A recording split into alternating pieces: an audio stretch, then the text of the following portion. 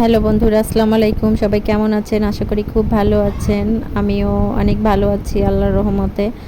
আজ আমি এই যে একটা হাঁস রান্না করলাম। আসলে হাঁসটা আমার অনেক আগের এই হাঁসটা।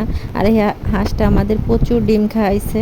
আর কেন আমি আজ হাঁসটা রান্না করলাম আর বাইরে প্রচুর পরিমাণে বৃষ্টি হচ্ছে সেটা আপনাদের সাথে আমি শেয়ার করব। আসলে হাঁসটা আমি যখন জবাই করলাম আমার খুবই খারাপ লাগতেছিল।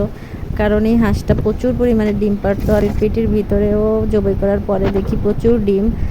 আর দেখেন এখন আমি এই যে ছাদে যাচ্ছি, যে প্রথমে যে পানি গরম দিলাম, দেওয়ার পরে এখন এই যে হাঁসটাকে জবাই করা হয়েছে। হাঁসটা এখানে আছে। এটা আমার কাছে অনেক আগের হাঁস। এটার বয়স প্রায় 1.5 বছর হয়ে গেছে। ওর ডিমও অনেক পারছে। আর যেদিন ওকে আমি জবাই দেবো সেদিন রাতেও একটা ডিম পেড়ে রেখে গেছে। আর এর সাথে সাথে আবার বাইরে প্রচুর পরিমাণে বৃষ্টি হচ্ছে, এজন্য ভাবলাম আমি হাঁসটা জবাই করে দিই যদি আবার কোনো প্রবলেম হয়।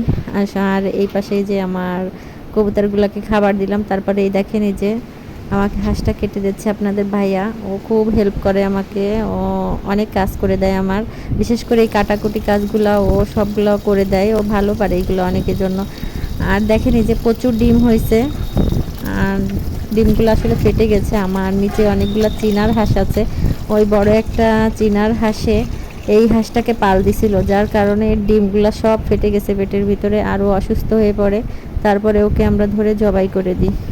যাই হোক, বাইরে অনেক বৃষ্টি হচ্ছিল, এর মধ্যে কাজ করা আসলে খুবই ঝামেলা হচ্ছিল। তারপরেও সুন্দরভাবেই কাজটা কমপ্লিট হয়ে গেল। এখানে দেখেন আমার কাটা দেওয়া কমপ্লিট। এখন আমি মশলা সুন্দর করে বেটে নিয়ে চলে আসলাম। এখানে আদা, রসুন, পেঁয়াজ, গরম মশলা আর জিরা, সাথে একটু ধনিয়ার গুঁড়া আর শুকনো মরিচের গুঁড়া সুন্দর সবগুলো অ্যাড করে দিছি। সাদা গোলমরিচ, কালো গোলমরিচ, এলাচ, লবঙ্গ, দারচিনি, তেজপাতা আর একটু সিরকা দিছি যাতে মাংসটা তাড়াতাড়ি সিজে যায়। আর নুন পরিমাণ মতো, যে যেটুকু খেতে পছন্দ করেন। আর এই দেখেন এ পর্যায়ে আমি এভাবে মাখিয়ে নিচ্ছি। আপনারা যদি মাংসটা এইভাবে করে মাখিয়ে নিয়ে রান্না করেন তাহলে এর টেস্টটা খুবই অসাধারণ লাগে আর খেতে খুবই সুস্বাদু লাগে। আমাদের দিকে এরকম করে রান্না করে, আমার আম্মু এভাবে রান্না করে, আর খেতেও মাসাল্লাহ অনেক বেশি সুন্দর লাগে। আর দেখেন এই যে আমি এটা মাটির চুলায় রান্না করতেছি। যেহেতু হাঁসটা একটু বয়স হয়ে গেছে এজন্য এটাকে একটু টাইম নিয়ে রান্না করতে হবে। আর আপনি যত বেশি টাইম নিয়ে এটাকে কষিয়ে নেবেন এটা খেতে তত বেশি সুস্বাদু লাগে। আর দেখেন এই যে এ পর্যায়ে আমি সবগুলো এই যে চুলার উপরে দিয়েছি, আর ওর যে গাঢ় পানি সেটা দিয়েই ও কষাই হয়ে যাবে। তারপরে এখানে আমি আলু অ্যাড করছি, করার পরে ব্যাস আমার রান্নাটাও কমপ্লিট। আর দেখেন এই পর্যায়ে এই যে এরকম এখন সাদা ভাতের সাথে আর মাংসটা খেতে খুবই সুস্বাদু হয়েছিল।